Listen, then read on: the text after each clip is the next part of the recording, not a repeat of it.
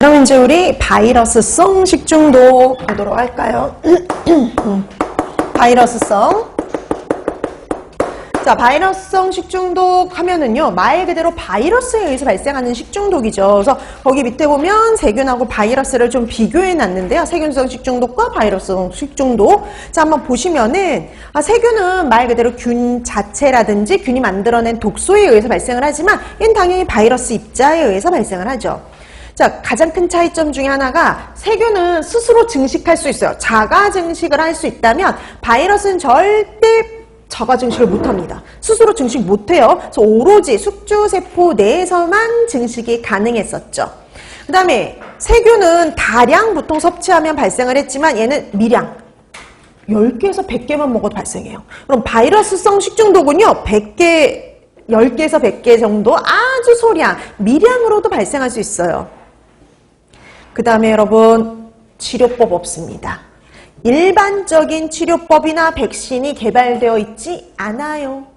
그러니까 바이러스성 식중독은요, 치료법이 따로 없어요. 그러니까 여러분 보통 세균은 항생제 같은 거 쓰거든요. 근데 얘는 항생제도 없고, 그래서 일반적인 치료법이나 백신이 개발된 건 없고, 그 다음에 대부분 2차 감염이 가능합니다. 그래서 바이러스성 식중독은 사람에게서 사람에게로 전파가 가능해요. 그래서 2차 감염이 일어날 수가 있고요. 특히 겨울철에 많이 발생해요. 특이하게. 겨울철에. 그래서 여러분 주로 겨울철에 뭐 식중독이 대대적으로 발생했다. 그러면 노로바이러스 식중독을 의심해 봐야 돼요. 겨울에 굴 있잖아요. 굴 먹고 식중독이 발생했다 그러면 노로바이러스입니다. 10중 8구. 자, 이렇게 해서 뭐 대부분 2차 감염, 사람에게 사람으로 감염 가능하고 일반적인 치료법이나 백신이 개발되어 있지 않는 식중독은 이렇게 해서도 예전에 시험 문제가 출제가 된 적이 있었어요. 보통 그러면 바이러스성 식중독이라고 봐두시면 됩니다. 그거의 가장 대표적인 게 바로 뭐예요? 노로바이러스야. 자, 그래서 여러분들은 제일 중요하게 봐야 될 게 노로바이러스 식중독이라고 보시면 되고요. 보통 여러분 이 노로바이러스 식중독 같은 경우에는 우리 공개되고 나서 3번 정도 시험 문제 출제가 됐습니다. 그러니까 바이러스성 식중독이 한 4번 나왔는데 그중에 3번이 노로바이러스였어요.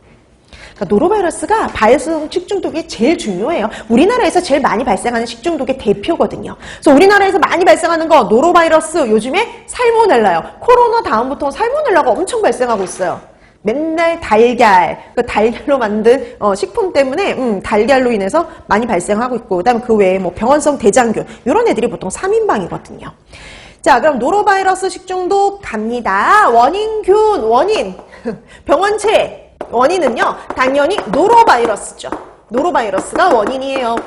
노로바이러스 식중독이니까 당연히 노로바이러스가 원인이죠. 자, 이 노로바이러스가 원인입니다. 자, 이 노로바이러스는요, 여러분, 이거 기억나세요, 혹시? 자, 우리 봤더니 바이러스는요, RNA하고 DNA 둘 중에 하나만 갖고 있다라고 했죠? 얘는 RNA만 있는 바이러스예요. 그래서 단일 가닥의 RNA 바이러스예요. 단일 가닥의 RNA 바이러스.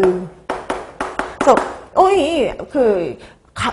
단일 가닥의 RNA 바이러스인데 또 크기가 되게 작아요. 소형의 땡글땡글 작은 입자의 바이러스입니다. 자, 그 다음에 뭐 두 번째, 인간이 고유 숙주다 이렇게 되어 있잖아요. 여러분, 인간이 고유 숙주라는 소리는 절대 외부. 여러분, 사람이 고유 숙주라는 소리는 사람의 체내 내에서만 증식할 수 있다는 소리예요. 그러니까 외부, 그러니까 물, 식품 이런 데에서는요 절대 증식 못해요. 이런 데서는 절대 증식할 수 없어요. 그러니까 외부에서는 절대 증식 못하고요. 오로지 사람의 체내에 들어와서만 증식할 수 있어요. 그 다음에 여러분, 이 노로바이러스 아까 얘기했죠. 특히 겨울철 설사 바이러스로 유명했었습니다. 겨울철. 특히 겨울철. 그러니까 우리 겨울에 바이러스 식중독 발생했다. 그러면 거의 10중 8구는 노로바이러스의 가능성이 엄청 높아요. 그래서 특히 겨울철에 뭐하고 이렇게 연관져서 많이 발생했냐? 굴이요, 굴. 겨울철에 굴로 인해 가지고 굴 먹고 탈이 났다 겨울철에, 그럼 거의 노로바이러스라 보시면 됩니다. 그 다음에 또 하나, 요즘엔 지하수도 문제가 되어서 굴, 지하수 이런 애들이 문제가 됩니다. 여러분, 그때 동계올림픽, 평창에서 있었던 동계올림픽 때 난리 났던 거 기억나세요? 그때 노로바이러스 식중독이 발생해서 난리가 난 적이 있거든요. 그때 문제가 됐던 건 그때는 물이었어요. 지하수. 그러니까 우리 지하수를 끌어다 사용하는 경우에는요, 반드시 살균 소독해서 사용을 해야 돼요.